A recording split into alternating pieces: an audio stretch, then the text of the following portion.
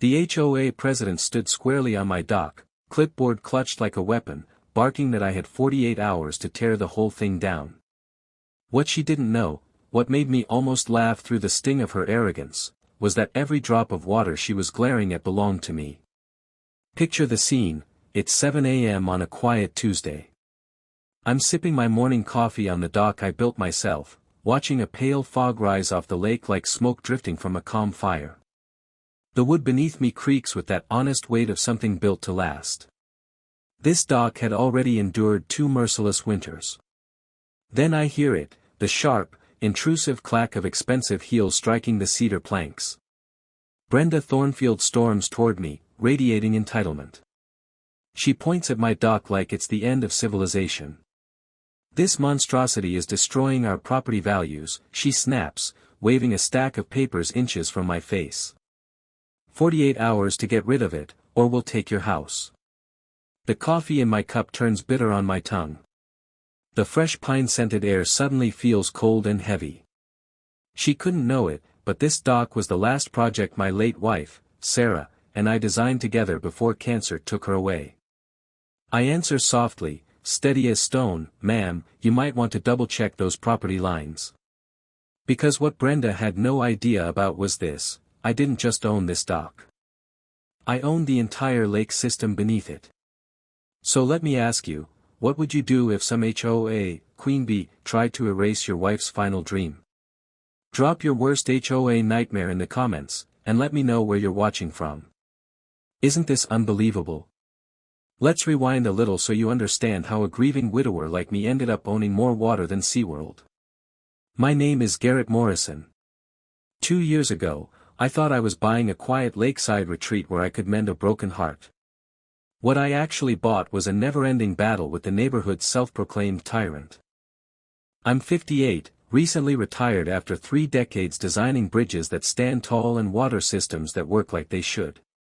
But 3 years back, cancer stole Sarah, my wife of 32 years. She fought for 18 long months before the disease won. We had dreamed of this place together, our lakefront haven. In between chemo treatments, we'd sketch dock designs, imagining mornings with coffee by the water. She made me swear I'd build it, even if she couldn't be here to see it finished. "You're too stubborn to let a lake beat you," she whispered to me during her last good week. So I kept that promise. I moved to Millbrook Lake Estates, a picture-perfect community of 47 homes circling a pristine 200-acre lake. Property values ranged from $400,000 to $800,000. Doctors, small business owners, retired teachers, it was the kind of place where neighbors smiled and waved instead of calling code enforcement. Building the dock kept me sane. 6 months of careful engineering, each permit filed, every bolt torqued, nothing left to chance. The county inspector had called it art disguised as infrastructure. Sarah would have loved the sunrise view from those cedar planks, smoothed by my own hands until they felt like silk beneath bare feet. But then, came the Thornfields. The Thornfield invasion was impossible to miss. Brenda Thornfield, imagine if a glossy real estate headshot could walk and talk, was 52, with blonde highlights that probably cost more than my monthly grocery bill. Her smile was the kind politicians practice in mirrors, the kind that makes cautious people instinctively check their wallets. She and her husband Rick had bought the largest house on the lake about 3 years earlier, a gaudy colonial beast that practically screamed, "My kitchen cost more than your car." Rick ran Thornfield Construction, a company notorious for charging premium prices for work that barely passed inspection. Together, they were like a 2-person wrecking crew of gentrification. Within 8 months, Brenda had sweet-talked her way into the HOA presidency. The old board, mostly retirees in their 70s who believed adults should be trusted to manage their own property, resigned rather than wrestle with her vision of community excellence. Her very first crusade. Waterfront structure standardization for optimal property values. In plain English, every dock had to look exactly the same, and guess who had the exclusive contract to build them? Rick's company, of course. When she came after me, I was ready. I pulled out every piece of paperwork, permits, engineering reports, county approvals, all perfectly legal and filed down to the last detail. She skimmed through them as if they were scribbled in crayon. "Permits don't supersede community standards, Mr. Morrison," she declared, standing in my driveway like a judge handing out a sentence. The morning sunlight bounced off the oversized diamond on her finger as she gestured toward the dock. "This industrial eyesore destroys our aesthetic harmony." Industrial eyesore. That's what she called the handcrafted cedar dock Sarah and I designed, with brass fittings and lines that curved along the natural shoreline as though it had grown there. To Brenda, though, beauty was a floating plastic platform slapped together by Rick's crew. Triple the cost, half the quality, and, surprise, surprise, half the neighborhood already had them installed. The violation notice she left fluttered in the breeze, reeking faintly of her department store perfume mixed with the diesel fumes from Rick's oversized pickup truck. The HOA fine was $500 per day if I didn't demolish the dock within 72 hours. And if I refused? They'd file a lien against my home. "Emergency community protection powers," Brenda announced like she was starring in a cop show.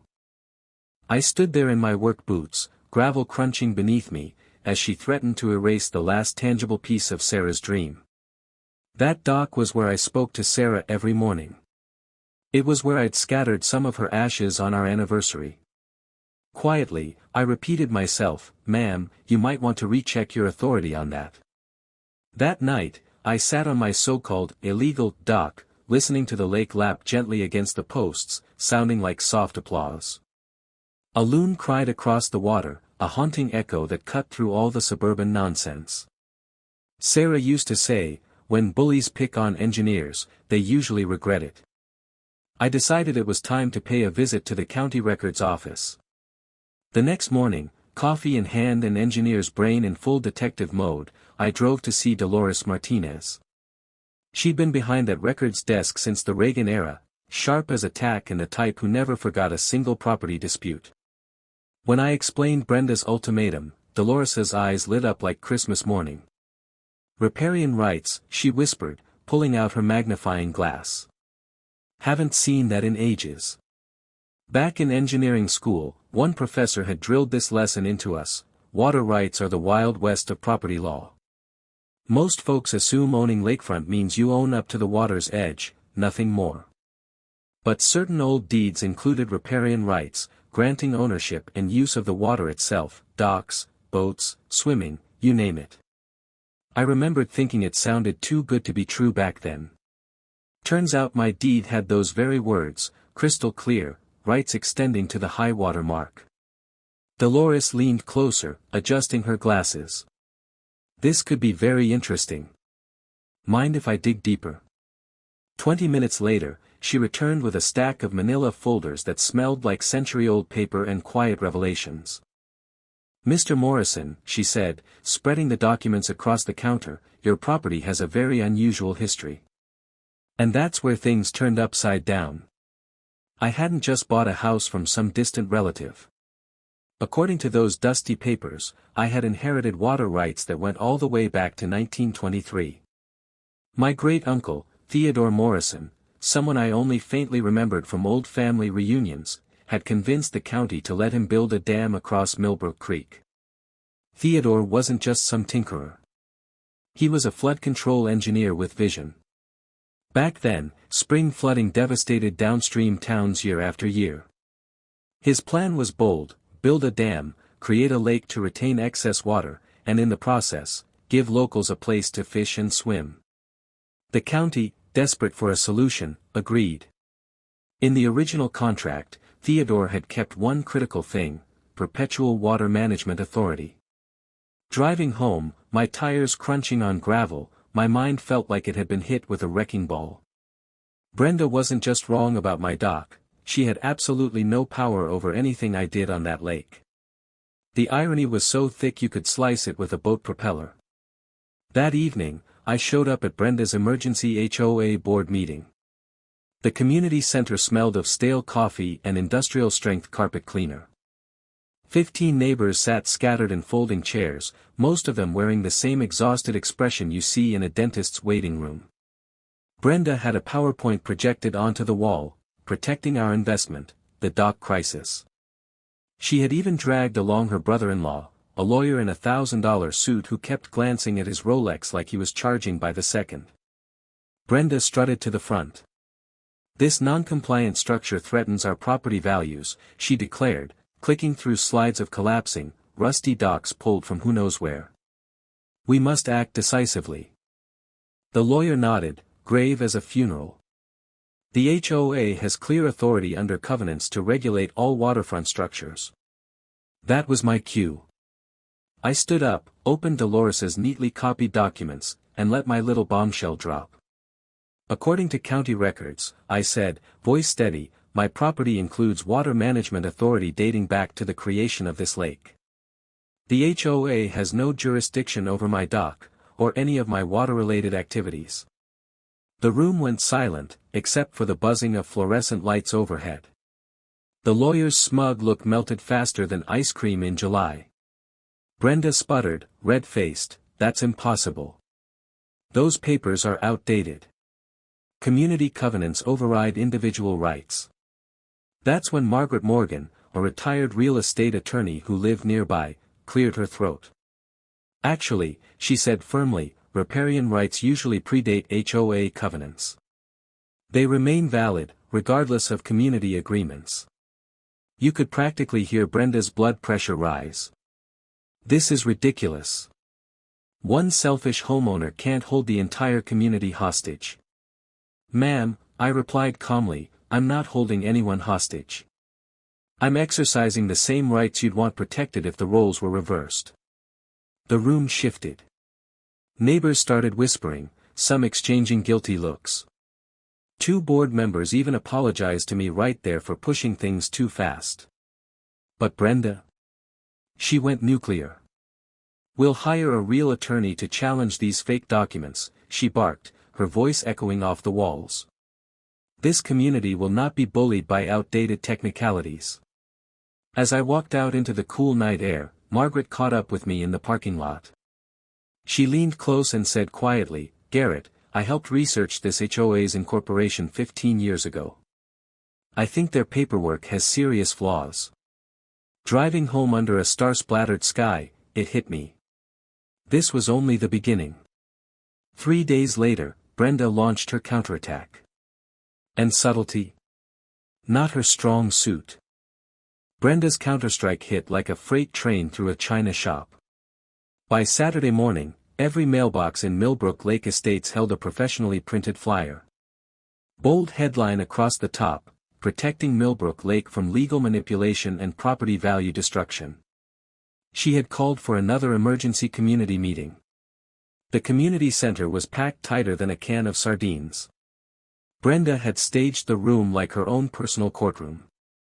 A projector displayed her slides, her brother-in-law lawyer sat at a folding table like a judge from a cheap TV drama, and the whole place reeked of burnt coffee and nervous tension. Brenda launched into her performance. "Ladies and gentlemen," she began, pacing like a politician on campaign night. "We face an unprecedented threat to our stability. One homeowner is using fabricated documents to bypass legitimate HOA authority." Fabricated documents. That word hit me like a slap. I'd seen construction disputes in my career, but accusing someone of outright fraud? Those were fighting words. Her lawyer, let's call him Mr. Expensive Suit, nodded gravely. "These so-called riparian rights are outdated technicalities. They have no weight under modern community covenants. The HOA retains absolute authority over waterfront regulation." That's when it dawned on me. Brenda hadn't actually done any research. She was too busy painting me as the villain to check whether her claims had a legal leg to stand on. The next morning, I went back to see Dolores at the county records office. "I need everything you've got on this lake," I told her. "Maps, contracts, engineering notes, the works." Dolores vanished into the archives like she was diving into a treasure hunt.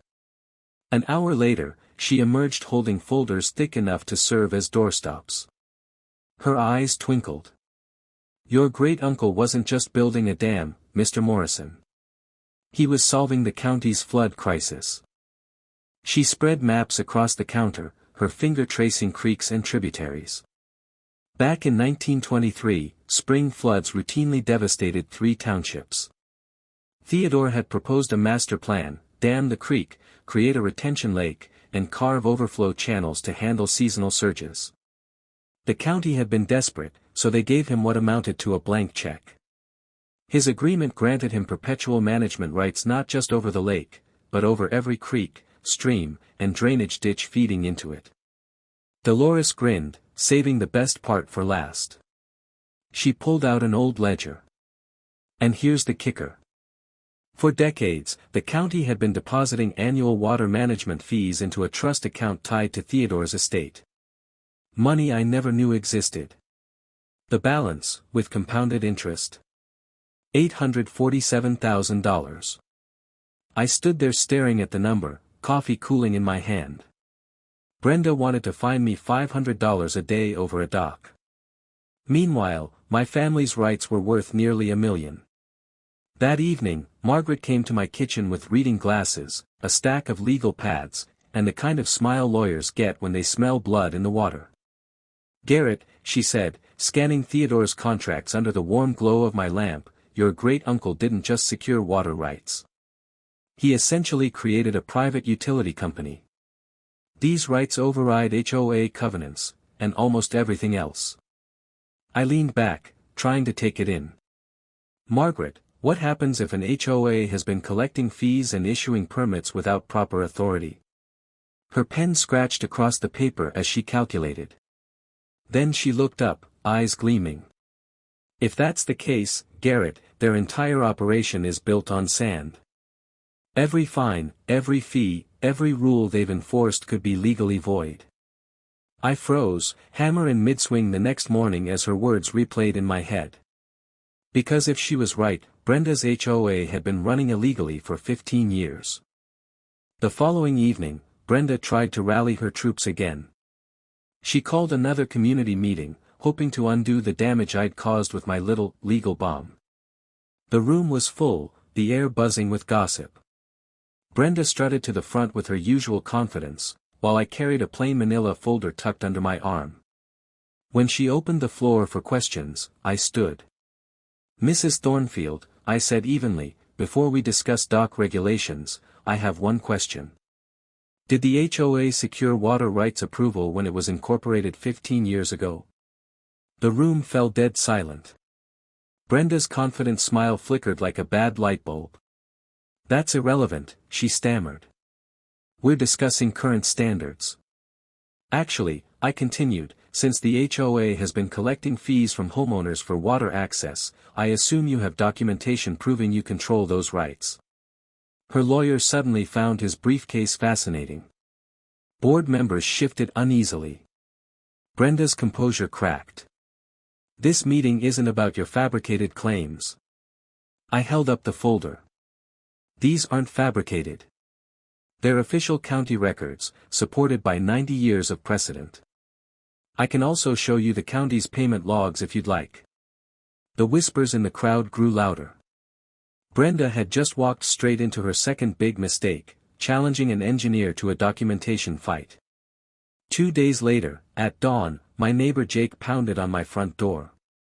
"Garrett," he shouted, still in his bathrobe. "You need to see this." Through the window, I saw what used to be my dock. Splintered wood floated like driftwood across the lake. And there was Rick Thornfield, sitting smugly in his boat about 50 yards out.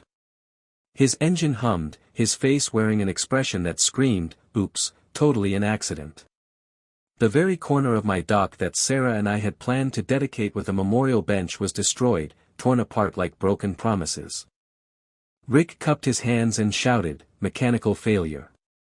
Throttle stuck forward. "Real sorry about that, buddy. I'll help clean it up." "Yeah. And the Easter Bunny moonlights as my mechanic." I walked barefoot across the wreckage, every splinter stabbing like a cruel reminder. The stench of diesel clung to the water. Years of careful craftsmanship lay scattered like debris after a storm. In engineering school, they teach you one thing: patterns don't lie. When someone threatens your dock on Monday and crashes into it on Wednesday, that's not mechanical failure. That's sabotage. But here's the thing about being an engineer, you document everything. While Rick and Brenda were probably congratulating themselves, I was already installing new cameras and calling in favors from 30 years of professional contacts. By the time the afternoon sun dipped low, I was back on the lake, repairing what could be salvaged. The smell of fresh lumber mixed with determination. That's when Margaret called with news that turned Rick's little stunt into a mere footnote. "Garrett," she said, her voice crackling with excitement. "I've been combing through their incorporation paperwork. They never filed proper water rights research. By state law, any HOA regulating waterfront property must acknowledge existing riparian rights first. They didn't." I froze mid-swing, hammer hovering above a half-driven nail. "Margaret, in plain English?" I asked. "In plain English," she said, "this HOA has been operating illegally for 15 years. Every fine, every fee, every so-called regulation, they're all void. They've been like a restaurant serving food without a license. Except instead of bad burgers, they've been serving bad legal authority." At that moment, Rick's boat circled back with Brenda perched beside him like some sort of queen on her floating throne. She peered at my repairs through oversized sunglasses, her expression sharp and calculating. But for once, I wasn't the one under pressure.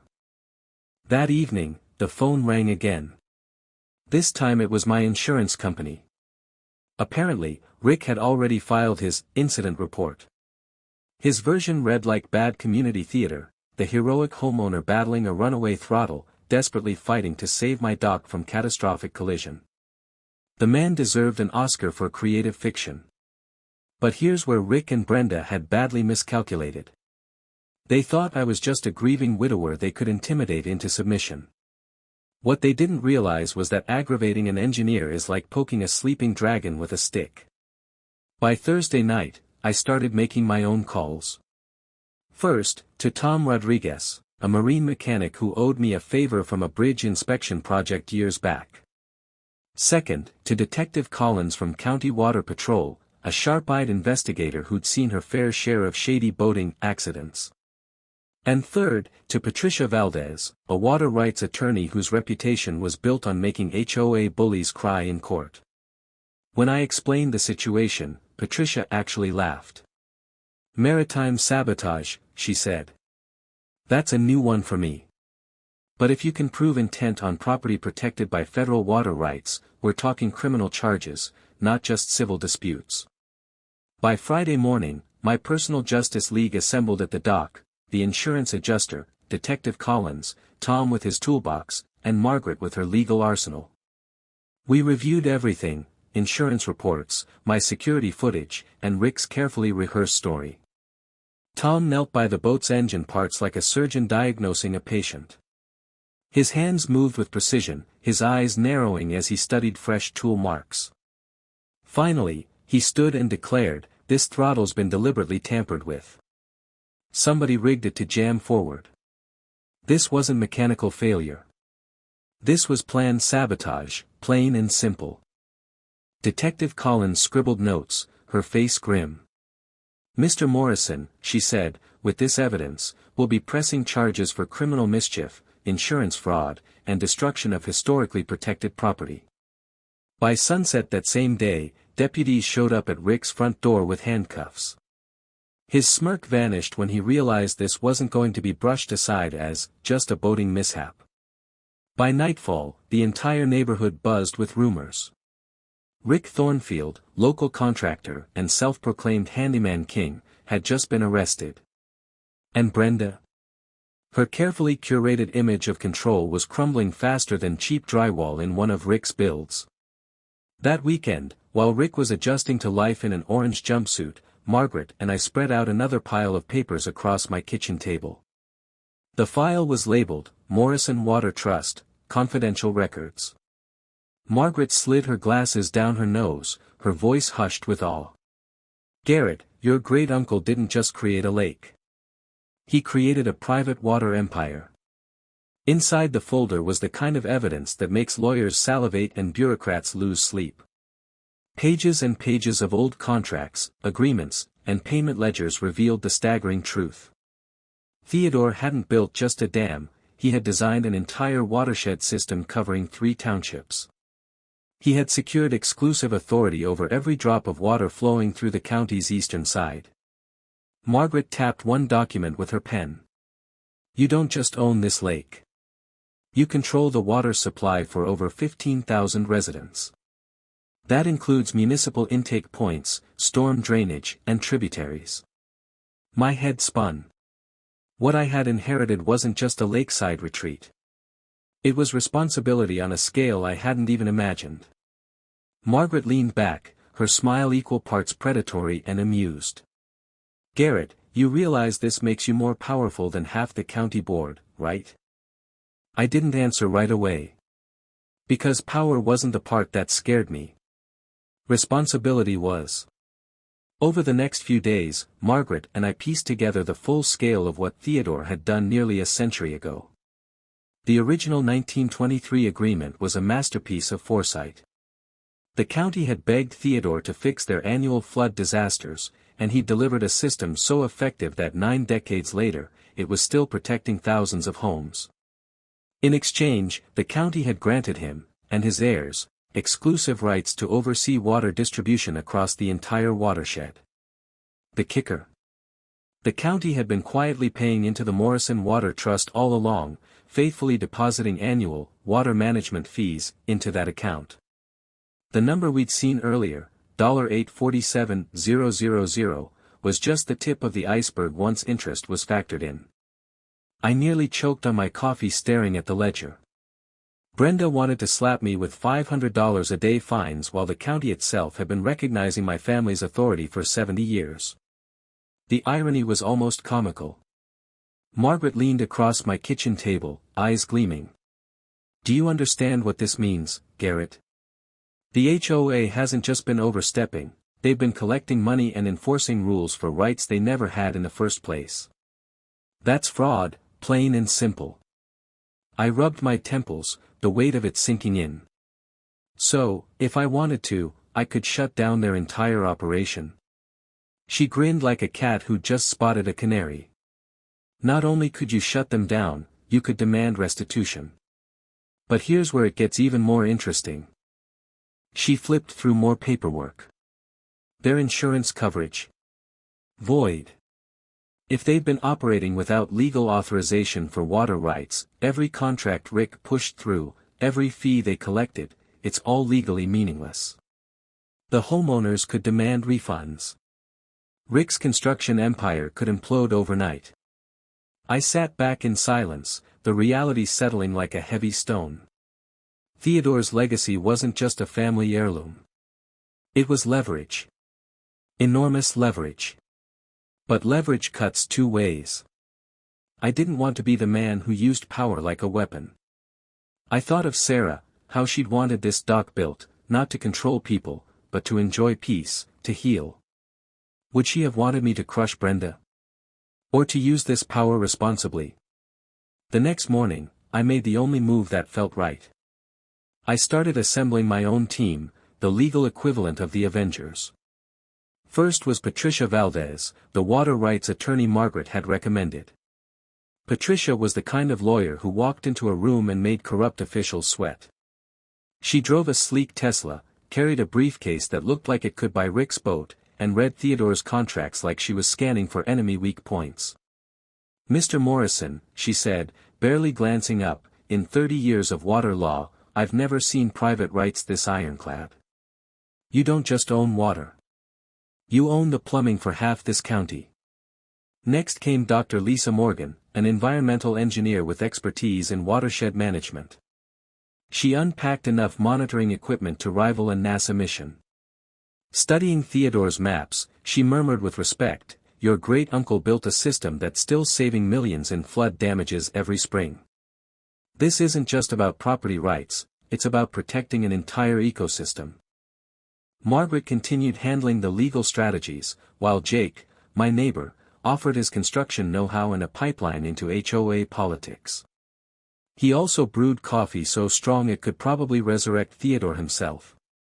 And then there was Dolores. She'd been working at that records office long enough to see every trick in the book, and she knew Brenda's HOA paperwork better than anyone. She spread documents across my table like a poker dealer laying out a winning hand. "Honey," she said with a satisfied grin, "they've been charging people for rights they never had. That's called fraud where I come from." Our first war council felt less like a meeting and more like planning a heist, if the loot was paperwork instead of gold. The air was thick with the scent of old files, burnt coffee, and something sharper, determination. Patricia outlined it simply: your water rights supersede not just HOA authority but almost every local ordinance. State, municipal, environmental, everything bows to historical water agreements. But with that power comes liability. You're not just inheriting rights, Garrett. You're inheriting responsibilities. I leaned forward. "What kind of responsibilities?" Dr. Morgan answered. "Theodore's dam is still sound, but it needs major upgrades, $2.3 million within 5 years. The county budgeted $400,000, but they don't even realize they don't own it." Margaret tapped the ledger with her pen. "The trust account could fund most of the repairs.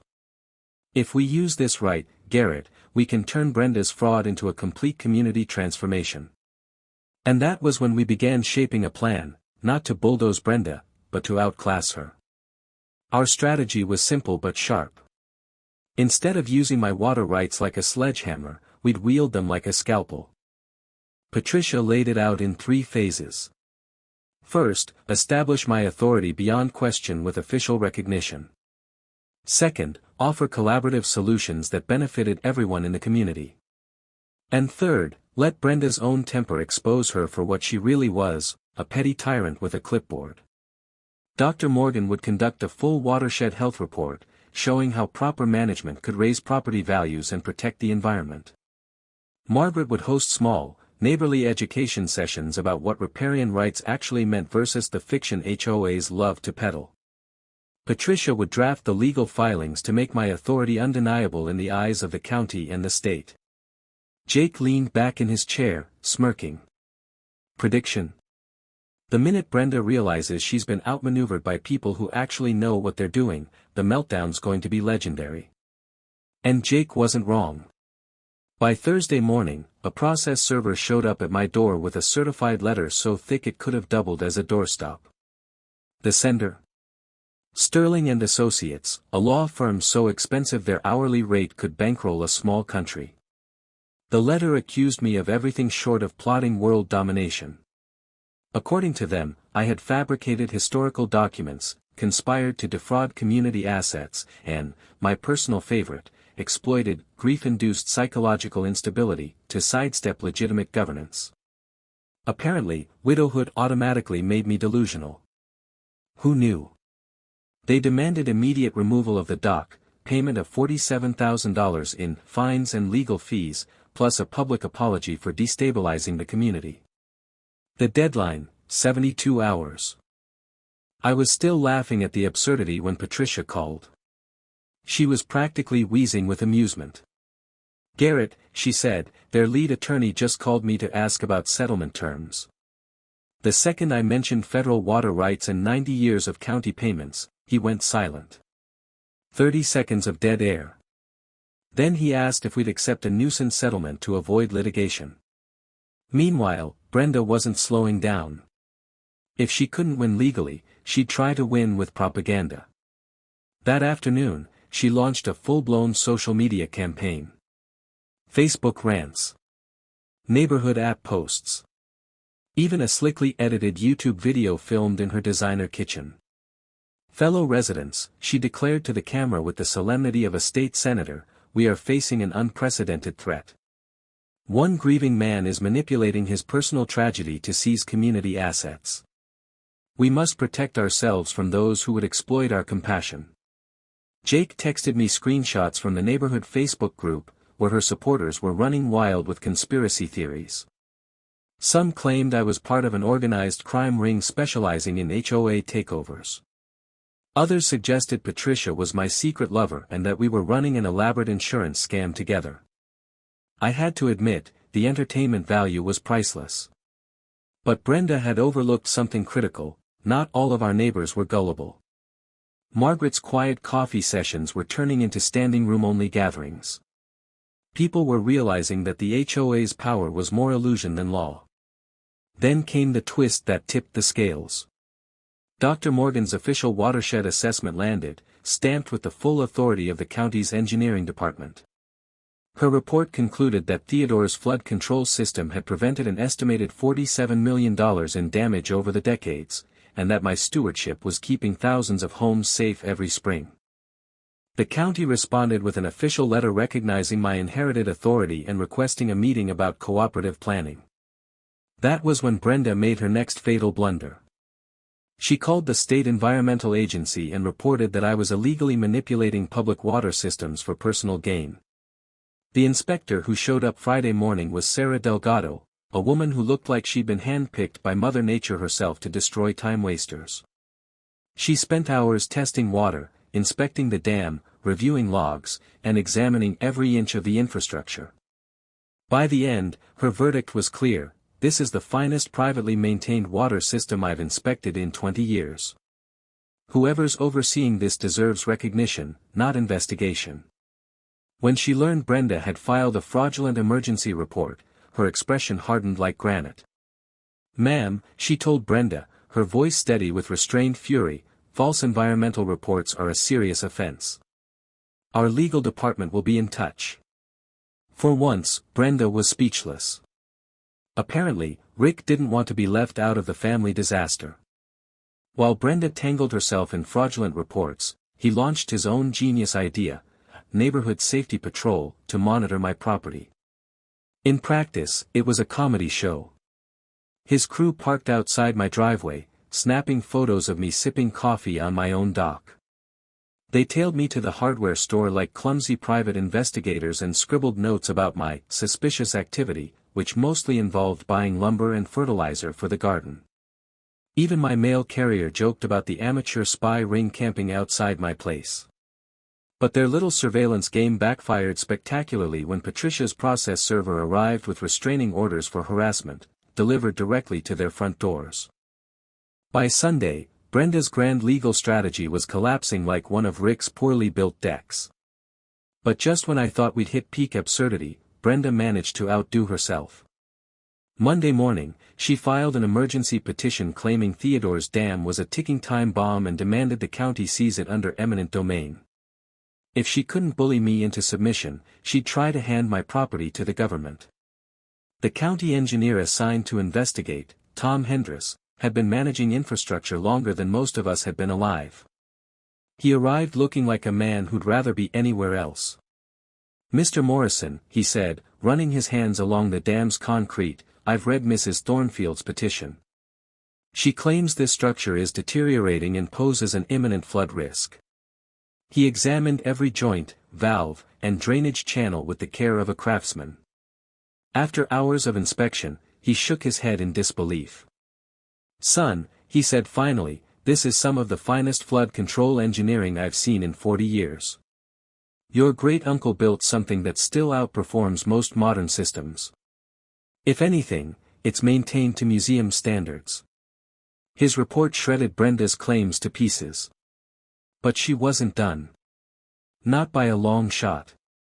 That afternoon, she escalated her campaign into what I can only describe as bureaucratic carpet bombing.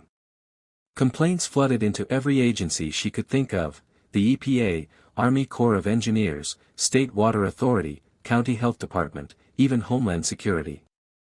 Her accusations? That I was secretly operating an illegal industrial water processing plant, a threat to regional safety. The following week, my property looked like a convention center for government inspectors. Teams from half a dozen agencies trudged around with clipboards and cameras, expecting to uncover some environmental disaster. Instead, they found Theodore's perfectly maintained system, with maintenance logs so meticulous they could have been framed in an engineering museum. One EPA inspector actually asked if she could use Theodore's design as a training model for her department. This, she said, pointing to the overflow channels, is textbook watershed management. Whoever built this understood hydrology better than most of our contractors today. Meanwhile, Rick decided to up the stupidity level. Wednesday night, my security cameras caught him and two of his cronies sneaking around the dam's overflow system with bolt cutters. Their bright idea? Create actual damage to make Brenda's fraudulent reports look legitimate. The footage was so clear it could have doubled as an instructional video on how not to commit federal crimes. Rick yanking on cables, his buddies fumbling with tools, all of them looking about as subtle as mall cops on a sugar rush. At dawn, I called Detective Collins. She arrived with backup and a look that suggested her patience had run out. After reviewing the footage, she said flatly, "Mr. Morrison, this isn't vandalism. Sabotaging flood control infrastructure during flood season is terrorism. Federal terrorism. We're talking 20 years minimum." By mid-morning, Rick was led away in handcuffs, neighbors watching like it was the best show in town. And just like that, Brenda's kingdom began to collapse in real time. Rick's arrest should have been Brenda's wake-up call. Instead, she doubled down. The very next morning, she held a press conference. Not a neighborhood meeting. Not a sit-down with the board.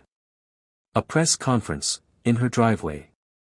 She'd set up a makeshift podium and handed out printed statements that stretched reality further than a cheap bungee cord. The air smelled of desperation and department store perfume as cameras rolled and neighbors gathered, drawn more by curiosity than loyalty. Brenda stood tall, her power suit sharp enough to cut glass. "My husband is the victim of an elaborate conspiracy," she announced to the crowd. "This Morrison character has corrupted multiple government agencies, fabricated historical documents, and orchestrated a criminal enterprise designed to steal our community's water assets." When a reporter asked her for evidence, Brenda's confident smile twitched like a house built on sand. "The evidence is being suppressed by corrupt federal agents who are clearly part of this conspiracy," she declared. Apparently, accusing the FBI of covering up a conspiracy on live television seemed like a good strategy to her. That night, the local news ran the clip on repeat. Brenda ranting about a federal cover-up, while Rick sat in custody facing terrorism charges. It was comedy and tragedy rolled into one. By Thursday, the county council chambers were packed to the rafters. Word of the water rights war had spread to neighboring towns, and the meeting was standing room only. Reporters jostled for space. Local TV crews set up cameras. Even YouTubers streamed live, hungry for drama.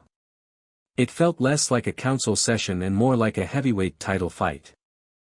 Brenda arrived fashionably late in a black SUV, trailed by the last lawyer willing to stand beside her. She strutted in, heels clicking across the linoleum like a countdown timer. Rick, of course, was absent. His orange jumpsuit didn't come with a day pass.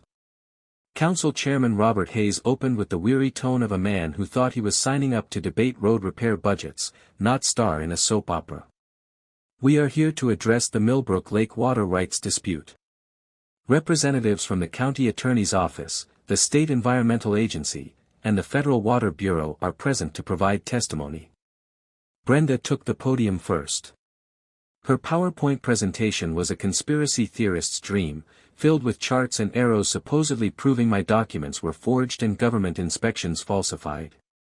"This man," she thundered, pointing at me like I'd just committed war crimes, "has exploited his wife's tragic death to gain sympathy while orchestrating an elaborate fraud scheme against our community." That last part, the way she dragged Sarah into it, shifted the entire mood of the room. Even her supporters squirmed in their seats. Then County Attorney Michelle Rodriguez stepped up. She carried a briefcase so thick it could have been used as a weapon. "Mrs. Thornfield," she began calmly, "we've conducted a comprehensive investigation. Every one of Mr. Morrison's claims has been verified by federal archives, state historical records, and county engineering files dating back to 1923. She laid it all out. Theodore's agreements were legitimate, my inheritance documented, the county payments undeniable. Meanwhile, Brenda had filed 14 false reports, wasting taxpayer resources. And her husband? Sitting in federal custody for sabotage. Next came EPA Inspector Delgado. "I've personally inspected Mr. Morrison's water system," she said with steel in her voice. "It is one of the finest examples of watershed stewardship I've ever seen. Mrs. Thornfield's claims are not only false, they are deliberately fraudulent." And then Dr. Morgan presented her watershed report with clinical precision. Theodore Morrison's system has prevented an estimated $47 million in flood damage over 9 decades. Continued stewardship by his heir is essential for public safety. Interference by unqualified parties poses a greater risk than the system itself. When it was my turn, I carried a single manila folder to the podium. The room was silent except for the hum of cameras. "Folks," I began, "I never asked for this fight. I just wanted to honor my wife's memory with a doc we designed together. But when Mrs. Thornfield turned grief into a weapon and harassment into entertainment, I had no choice but to defend rights I didn't even know I had." I opened the folder, showing the county's official recognition of my authority. "This isn't about revenge. It's about responsibility. I inherited infrastructure that protects your homes, and I intend to protect it the way my uncle designed it, to serve, not to harm." The applause hit like thunder. It rolled on so long the chairman had to call for order. Brenda sat frozen, her smile gone, her power suit suddenly looking like a costume. For the first time since she moved in, she had nothing left to say. 6 months later, Millbrook Lake Estates barely resembled the battleground it had once been. Rick was serving an 18-month federal sentence. Terrorism charges don't come with parole for good behavior, and as it turned out, orange jumpsuits clashed with everything in his wardrobe. Brenda, meanwhile, had sold her oversized house at a loss and vanished to inflict her brand of clipboard tyranny on some unsuspecting community 3 states away. Good riddance. 3 days after that explosive council meeting, the neighborhood held an emergency HOA election. It felt like democracy at its finest. Margaret Morgan won the presidency in a landslide, bringing with her not just decades of legal experience but a refreshing idea: treating neighbors with respect. Her very first act as president was to publicly apologize to me. She promised that harassment will never again masquerade as community standards. The applause that followed made it clear the neighborhood agreed. That's when we launched the Millbrook Watershed Conservation Trust, a collaboration that turned Theodore's inheritance into a community lifeline. Using the $847,000 from the trust, matched with federal grants, we modernized the flood control system into a state-of-the-art model. Environmental monitoring stations across 3 counties now use it as their gold standard. But the crown jewel, the project that makes me tear up every morning, is the Sarah Morrison Memorial Environmental Learning Center. Built right where Rick once smashed our original dock, the center welcomes children and families to learn about watersheds, ecosystems, and why clean water matters. Now, kids catch their first fish on the teaching pier and release them back into the lake while learning about sustainability. Parents walk through exhibits that teach stewardship over regulation. And every sunrise, I sit on that new dock knowing Sarah's dream turned into something far bigger than either of us imagined. The trust also funds the Theodore Morrison Environmental Engineering Scholarship, $50,000 every year for students who want to follow in Theodore's footsteps. 3 of the first recipients already returned as interns, helping maintain the very system that paid for their education. Property values rose 23% once word spread that buyers weren't just investing in houses, they were investing in a community built on cooperation instead of coercion. News outlets loved the story. CNN featured us in their Good News Friday segment. The Wall Street Journal wrote about innovative public-private partnerships. I even got invited to speak at water management conferences, though I still prefer coffee on my dock to hotel breakfasts. And our community now celebrates with an annual watershed festival that attracts over 3,000 visitors. Local businesses thrive. Kids learn stewardship. Homeowners understand their real rights instead of falling for HOA fiction. Jake even started his own construction company, specializing in ethical waterfront projects. His business card says, quality work. Fair prices. No corruption. A not-so-subtle jab at Rick's legacy. His waiting list stretches 6 months, proof that honesty never goes out of style. Every morning, I sip coffee on Sarah's memorial dock, watching herons glide and osprey nest on platforms we built for wildlife. Sometimes, I tell her the whole story again, how grief turned into resilience, how harassment became healing, how one stubborn promise transformed an entire community. Theodore's dam still protects thousands from floods. Sarah's love now inspires the next generation of environmental stewards. And Brenda's bullying? It accidentally launched the most effective water rights awareness campaign in the state's history. The lake doesn't just hold water anymore. It holds proof that ordinary people can beat extraordinary bullies, with patience, persistence, and the courage to stand their ground. So here's my challenge for you: check your property deed before letting an HOA dictate your rights. And if you've got your own HOA horror story, share it. Let's build a database of knowledge that makes clipboard tyrants think twice. And don't forget, subscribe to Karen's Stories for more tales of ordinary folks who refused to be bullied and changed everything. Next week's episode. A neighbor who built a fence on the wrong lot, without realizing I owned his entire driveway. Because the fight against petty tyrants never ends. But neither does the satisfaction of seeing them face the consequences.